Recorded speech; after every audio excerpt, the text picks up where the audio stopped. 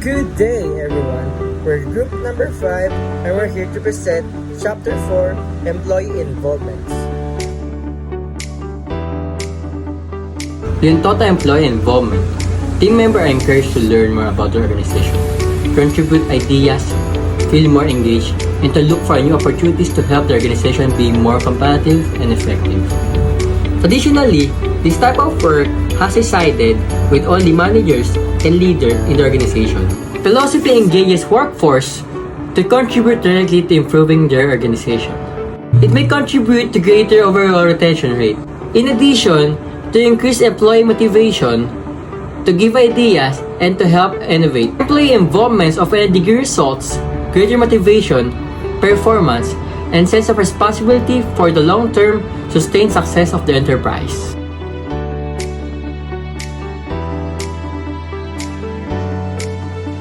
Employee motivation is the enthusiasm, energy level, commitment, and amount of employees brings to the organization on a daily basis. Group behavior, motivated teams lead to success of the organization. Thus, the employee motivation is quite complex to understand. However, because of the continuous development of the behavioral patterns over the years. There are 3 categories of people. First, the top-notch self-actualized, who continue to do their best and never get demotivated by the overwhelming factors inside the organization. Second, difficult to improve. These are the people who doesn't want to get motivated or doesn't have a plan to get motivated at all. Third and last, defense seekers. Their level of motivation depends on the management strategies implemented inside the organization. Sigmund Adolf is the author of the Theory X. Theory X characterizes employee as given below: avoid work, no ambition, no initiative, do not take the responsibility, need security.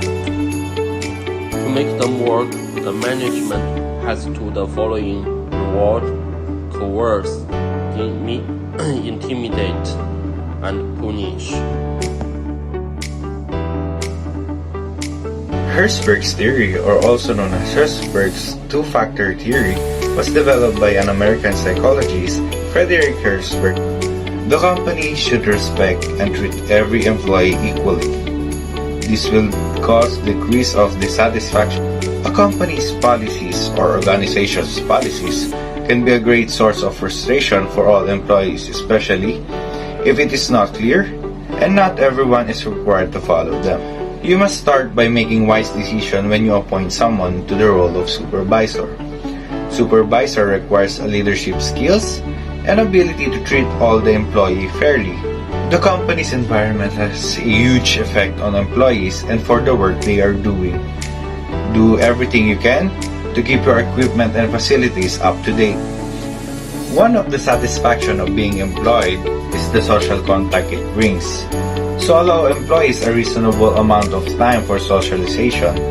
Like, salary is not a motivator for employees, but they do want to be paid fairly. If an employee believes they are not compensated well, they will be unhappy working. The employee status inside the company or an organization should be familiar and retained.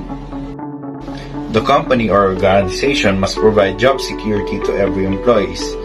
The employees must see their future inside the company. Every employee wants to do good in their area of job. To help them, make sure you place them where they can show their talent and use the full potential of their skills. Every individual wants to be recognized when they did something good or they did an achievement. Give every employee a meaningful and interesting task that can challenge themselves to perform well and get motivated. Give every employee an advancement to higher level tasks. Push them to do their best in every job. Why teams? We all know that no man is an island.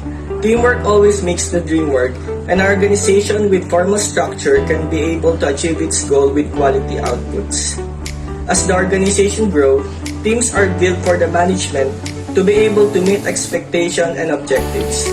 The team coordinator will coordinate the day-to-day activities of the team, and he may be called manager, supervisor, team leader, team coordinator, and many more.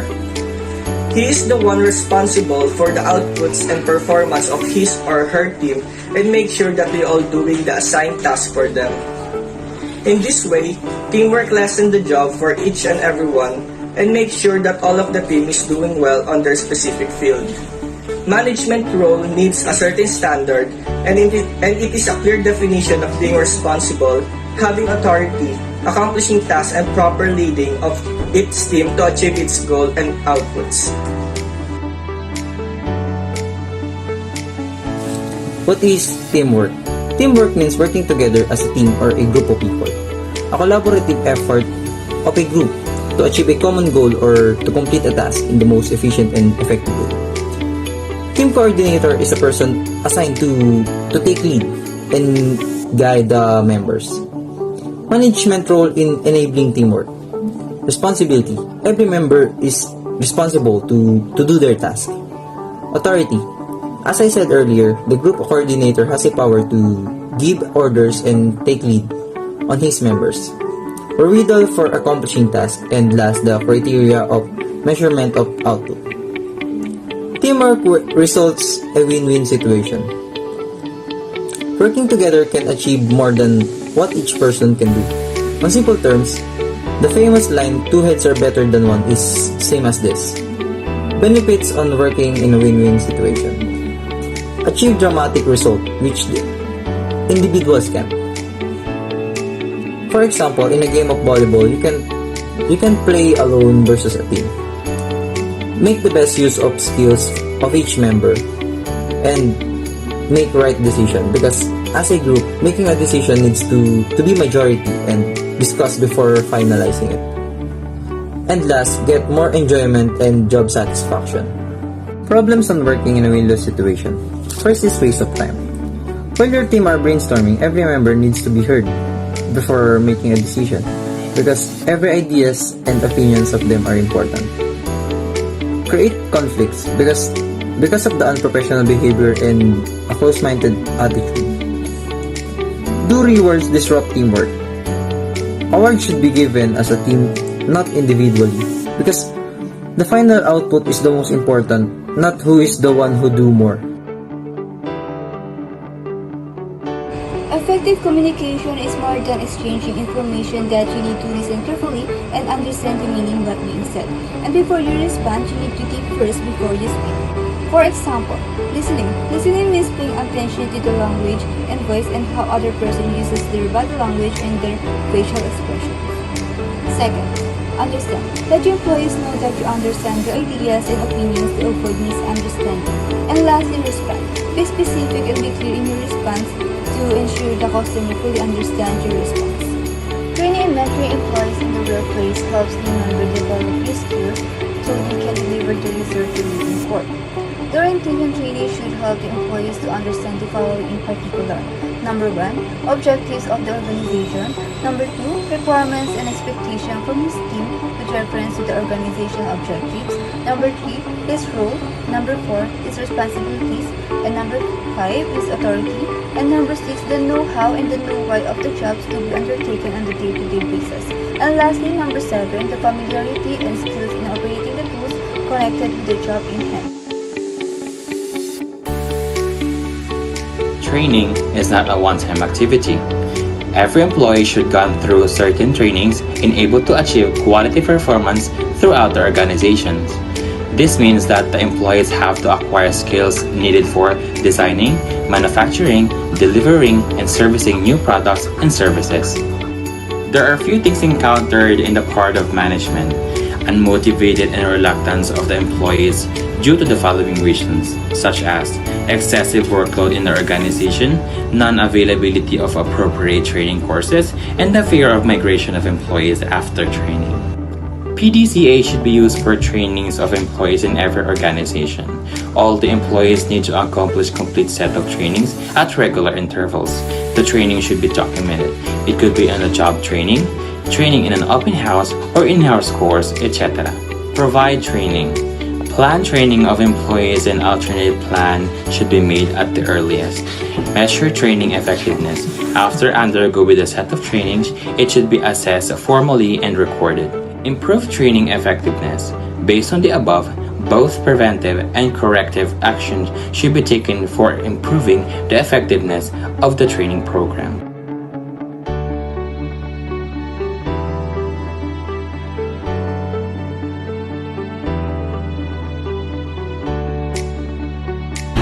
Recognition and reward have an important role in motivation and employee satisfaction.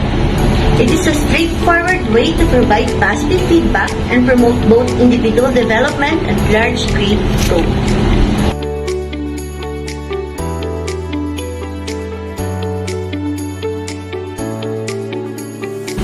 Encourage timely and frequent recognition.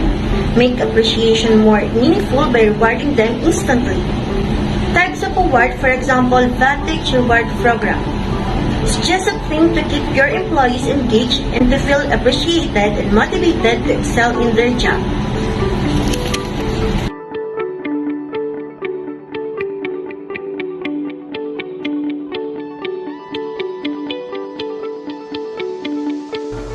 Hi, this is Jasmine from Bsba, and I'm here to discuss some points regarding the feedback and performance appraisal. So, why do you think feedback is an important thing to consider in a company management? How does this help in improving company performance? Let's find it out in our next slides. Feedback is essential both for the employees and management. Why? Because both of these institution components build the efficiency of the company and the working environment as well. And I believe if the components of the company is doing good and have awareness with their performance, it will be beneficial for the company as well. And it is more humane to be curious to know about the result of an action. The reasons to why we must have curiosity with the results of our action is in order for us to be fully aware to what specific fields or actions we must be focused on and make improvements. In that way, we will be able to perform better, which will benefit not just the company but also our individual selves as well. Management should seek feedback because it is a responsibility. Why is it a responsibility? Because it will be one of the factors that will help the employees and the management to have improvements. The government should also practice MBWA, or management by walking around. In that way, being hands-on and available for their employees is a vital thing. We must also be available and open for discussions with feedbacks. In that way, we may be able to identify what could be the problem or what specific strategy should the management apply to the employees. Feedback to the employees is important for us to realize the quality of the output. In that way, we may be able to identify if the result was effective or not. Giving appropriate feedback is also important. We should make sure that everyone in the conversation is understandable and having one understanding of the topic. We should also avoid unfamiliar words or jargons and slang words. Since we are giving feedbacks, that thing requires an effective communication, and in order for us to be able to communicate efficiently, we must make sure that both the one giving the feedback and the feedback receiver understands the conversation very well. So all in all, feedback is vital to discuss to know what could be the problem and what could be the effective resolution that we may apply to this problem.